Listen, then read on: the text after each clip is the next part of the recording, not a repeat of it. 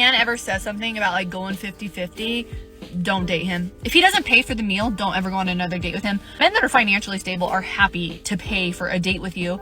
And men that value women, that see you as potential wife material, they're gonna pay for your dates because they know the value that you bring. This whole like 50-50, men are high out of their mind if they really think we're gonna do that. My husband paid for every single date we went on. I don't think that women can really take men seriously when they don't pay for the dates. The 50-50 argument never made much sense to me, and it's because the types of women who are offended by this notion can't bring up any legitimate reason as to why 50-50 is so terrible. All they do is say that they shouldn't have to pay a dime, and then make pathetic attempts to emasculate the men who bring up legitimate points as to why 50-50 is somewhat reasonable. The way I see it, if a woman is genuinely interested in a guy and she sees some kind of a future with him, you'd think that she wouldn't have any issue with throwing in a couple of bucks towards a dinner date. It shows that she's just not after him for free food and genuinely enjoys his company. But enjoying the company of others isn't exactly the modern woman's strong suit. They just throw a hissy fit, whine, and then call the men names for not wanting to spend a bunch of money on someone who apparently owns her own house, makes her own money, but for some reason can't pay for her own share of the dinner bills. How can you really respect a guy that doesn't pay for your meal on a date? Women will lose respect for you. This whole 50-50 thing is such a joke. Mind you, I'm an attorney. I believe women can be powerhouses. I believe you can be career driven. But as women, we still want a man that's going to pay for us. Even if you're going to work, you still want a man that is financially stable, that will pay for you. So yeah, if any man ever says this, oh, please run far from him and block his number. Objection! I have some questions for you, sister. How can a man respect a woman if all she does is go on the internet and complain about how men owe her dinner dates? How can that man want to build a life with you knowing that you openly shame men for not paying for your food? And how do you expect him to keep a straight face when, as an attorney, you make zero logical arguments to prove your case? And then, on top of that, you expect a man to prove his financial worth to you while you show nothing that could even resemble value to that man's life. And considering your lack of being able to represent yourself in the court of public opinion, I think we can surmise that you're probably a subpar attorney, and your business must suffer because of that little tidbit. So woman, if you're poor and in need of a meal, there are plenty of soup kitchens that I'm sure you can grift. You look the part well enough, so I'm pretty sure those Samaritans won't ask you too many questions. Gentlemen and gents of the jury, I rest my case. You rest your case? What? Oh no, I thought that was just a figure of speech. Case closed. Genuine question, are the UK men not embarrassed, or actually men of the West? Aren't you so embarrassed that women are now moving to the Middle East to find better men? Middle Eastern men are actually stunting on the men in the West. Like, we are moving across the world to find better men because you men are just such princesses and we can't deal with it anymore. You have no sense of providing, and this isn't about being a gold digger. Like, I buy everything on myself and I'm happy to do that, but this is about more than that. This is about you guys actually being men, like your little princesses. Crazy to me. Have a think about it. Maybe change. Maybe change. My advice is change. Learn a thing or two from the Middle Eastern man. Ew, what a mess. Ew, ew, ew, ew, ew. Ew. Oh boy, lady, I don't think you should be taking lessons on Middle Eastern culture from photos you see on Instagram.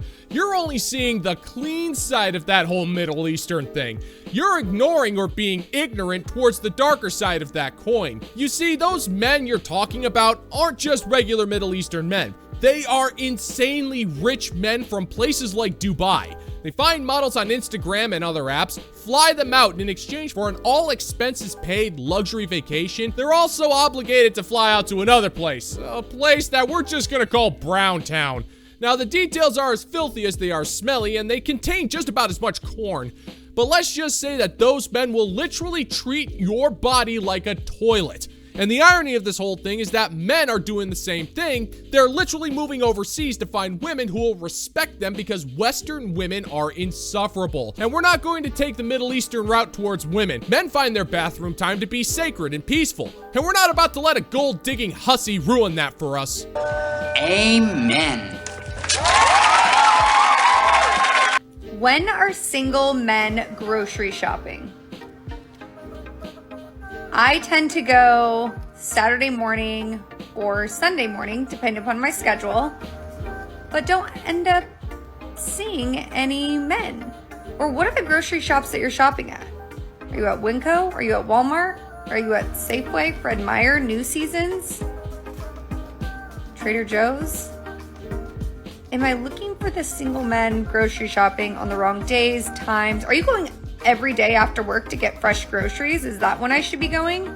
Is that at 5? I don't know.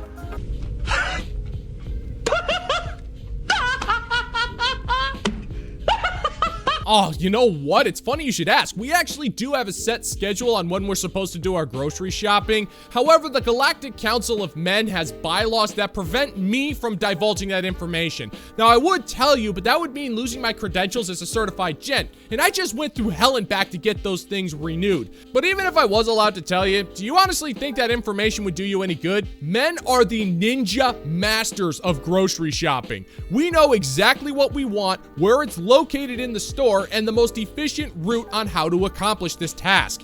We want to spend as little amount of time getting this done because grocery shopping isn't exactly a singles mixer for us. It's a task to be completed as efficiently as humanly possible. For some of us, it's even a game.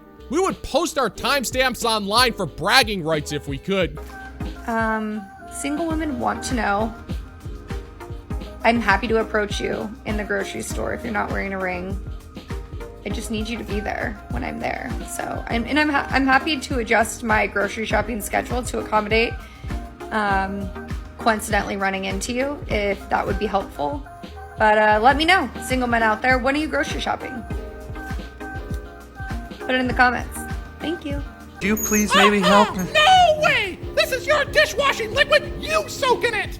I am issuing out an official warning to all of the men across the planet. If information about our grocery buying habits are leaked to the general female public, do not, I repeat, do not wear a wedding ring. That's like catnip to these broads. Once they see the ring, they'll make sure that you won't be able to wash the stank off your clothes. Okay, maybe that was a tad bit dramatic. That broad's going to ignore like 99% of us anyway, so the danger is probably minimal, especially since she'd be incapable of adhering to our grocery schedules anyways. Plus, she has no idea what she'd be doing. Holding up a man while he's grocery shopping is like trying to play keep away with a woman's phone. It's not going to be fun or go nearly as well or as painless as you think. So don't be surprised if shooting your proverbial shot in the produce section doesn't work out the way you want.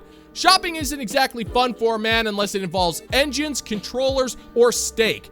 So give it a shot and see what happens. If you can catch us, that is. Good luck. You know how a lot of men will be like, well, I would help you if you asked. That is the fucking worst. Stop doing that. But I did see this creator do a How Can I Help series, and I want to contribute because this is gold. And to start this, I'm sure some of y'all are like, well, why is it bad to just have my partner tell me when they need help? Because if you're trying to be an equal partner, which you should, and you're trying to take part and participate in your household, you should know when things need to be done.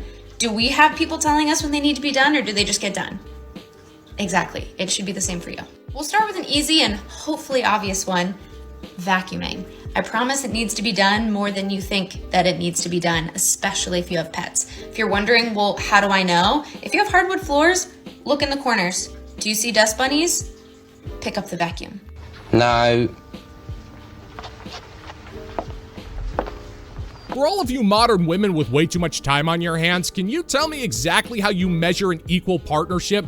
How does that work? Is there a scale or point system to keep things equal and balanced? Is there paperwork involved? Like, do you have a certification? And most importantly, why do you get to be the one who determines if things are equal or not? What are your qualifications? In order for things to be equal, then the man must have the exact amount of input as you in regards to whether or not he believes things are being evenly divvied up. But because you treat men like incompetent children, the only logical course of action for you is to talk to him in a condescending tone and resist resent him regardless of what he does, and that is what you are after. You want excuses to resent this man because at the end of the day, you straight up do not like him. He is not the man that you want. He is not the man that you desire. He just reminds you of the harsh reality that he is the kind of man that is within your league, and that is something you refuse to handle maturely. Now, laundry is a big subject. Talk about it with your partner about how you want to divide it.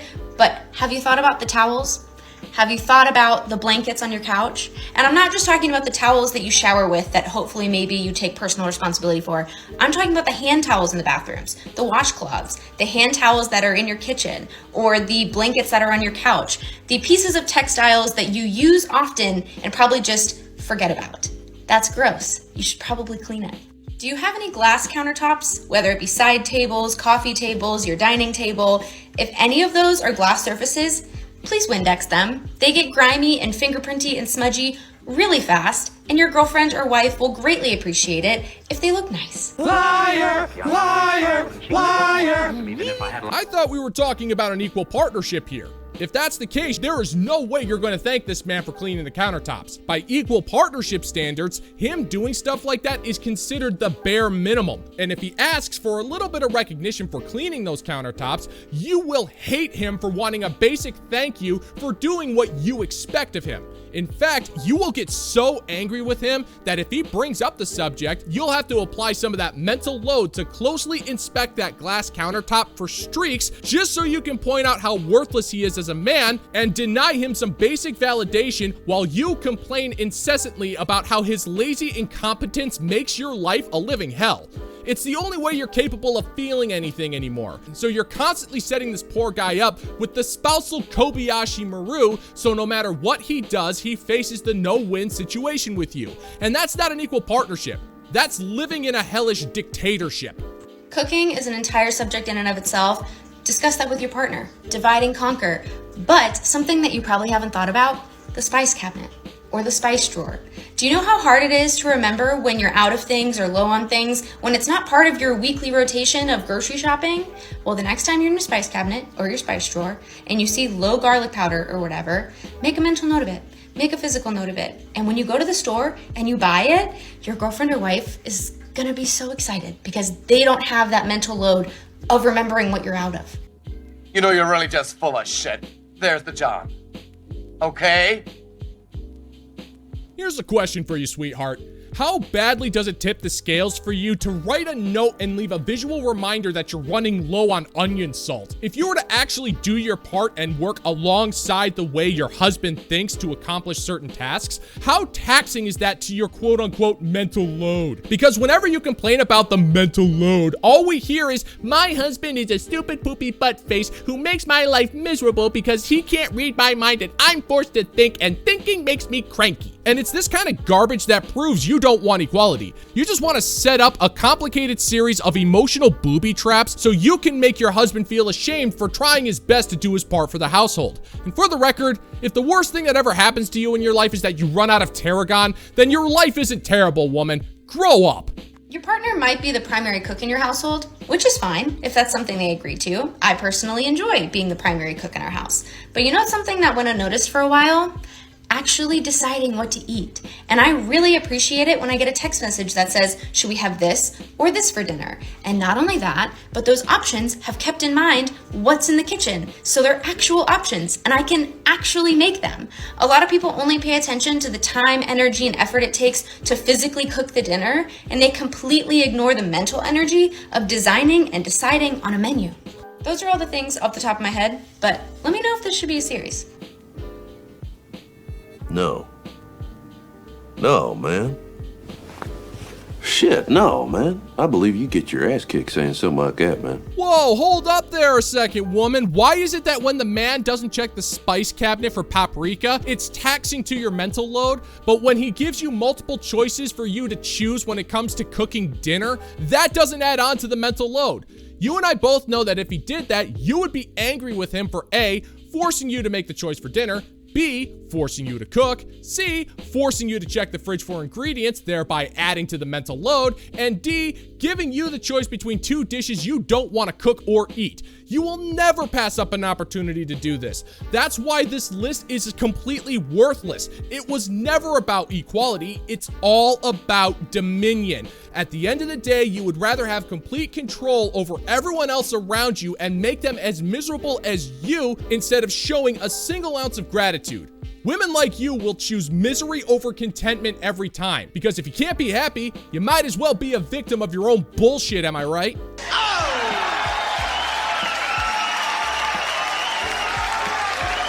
And that's gonna do it for today's video, gentlemen and gents. And as always, if you find that my particular brand of humor is bringing you to the brink of laughter, then why don't you scroll on down and click that like and subscribe button. Ring the notification bell, leave a couple of comments, and share this video so we can give the good old-fashioned middle finger to the YouTube algorithm. Thank you so much for checking out the new video, and until next time, peace out, homies.